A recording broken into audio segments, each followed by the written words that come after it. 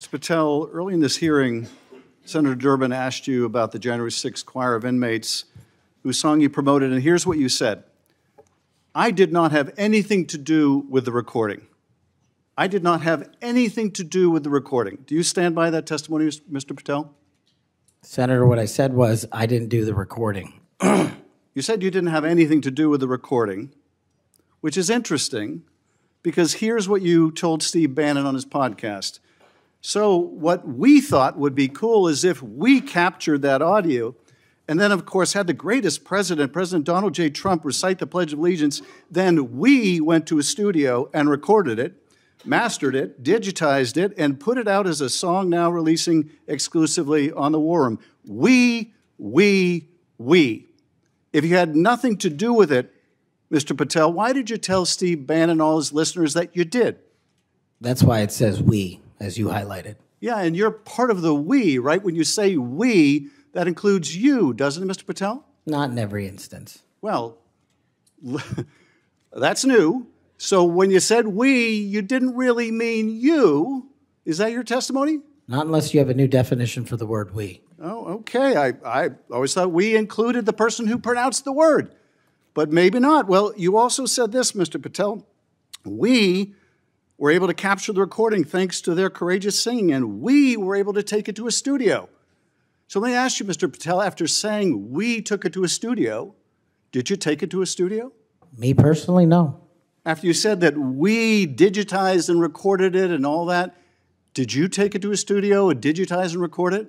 Me personally, no. Okay, so you were lying to Steve Bannon and his audience. Is that what you're saying? No, I was using the proverbial we appropriately, as you've identified. The royal we. Oh, I see. And so you certainly promoted the hell out of it, though, didn't you?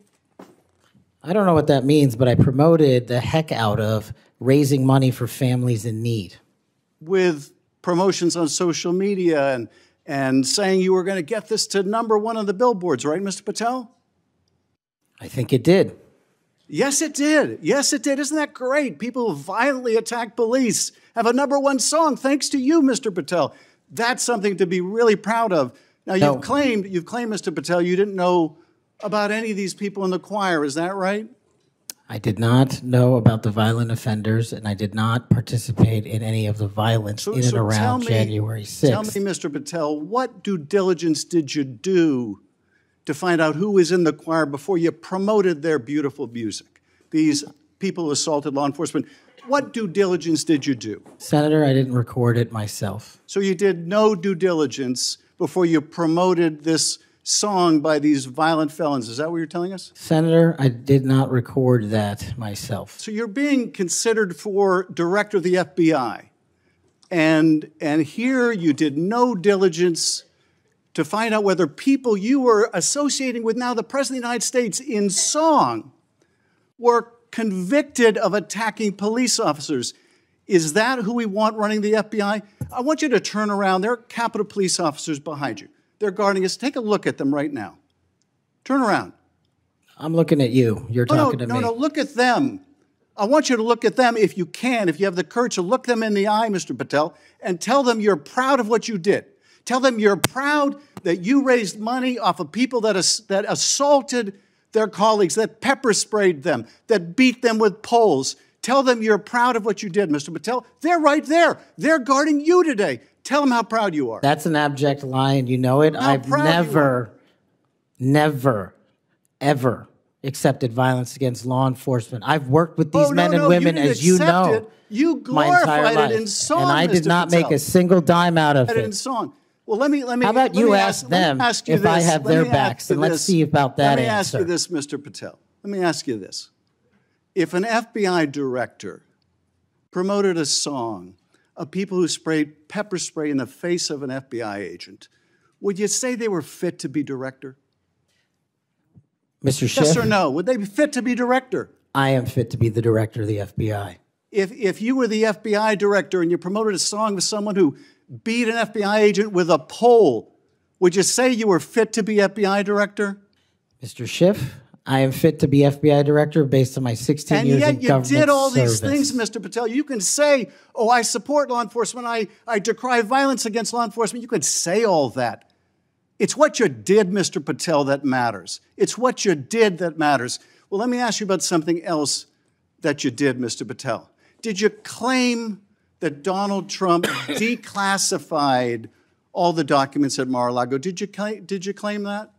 In what proceeding?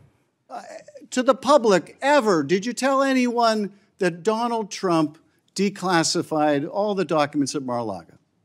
From publicly available information, President Trump issued a declassification order on a variety of materials. No, I'm just asking you, did you tell the public, did you tell anyone, did you make the claim that Donald Trump had declassified those hundreds of classified documents that were at Mar-a-Lago? Did you make that claim publicly? From my best of my recollection, I said President Trump issued a declassification order to a large number of documents. Yeah, and were you present when he declassified all the Mar-a-Lago documents? Senator, I'm not saying he declassified all the Mar-a-Lago documents. I said President Trump declassified a large number of documents, and I would hope this committee and the rest of Congress would want to get those documents to the American people. Mr. Patel, before a president or anyone declassified documents, wouldn't you want to know whether making the public would cause sources to be killed? Wouldn't you want to know that before you just declare they're all declassified? Wouldn't that be the responsible thing for a president to do? It was the responsible thing for us to do. That's why we declassified the Nunes memo. And did Donald Trump declassify? And no one died. And did Donald Trump ever ask any of the agencies who produced those documents whether declassifying them would put people's lives at risk? Did he ever do that, to your knowledge, Kash Patel? I don't know that he didn't. Do you?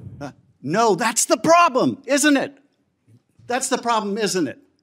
So let me just ask, Mr. Chairman, if you would, Mr. Patel has said he has no problem. He would support the release of his grand jury testimony in that case. I would ask you, Mr. Chairman, ranking member, to join me in requesting, with Mr. Patel's approval, the release of those grand jury transcripts.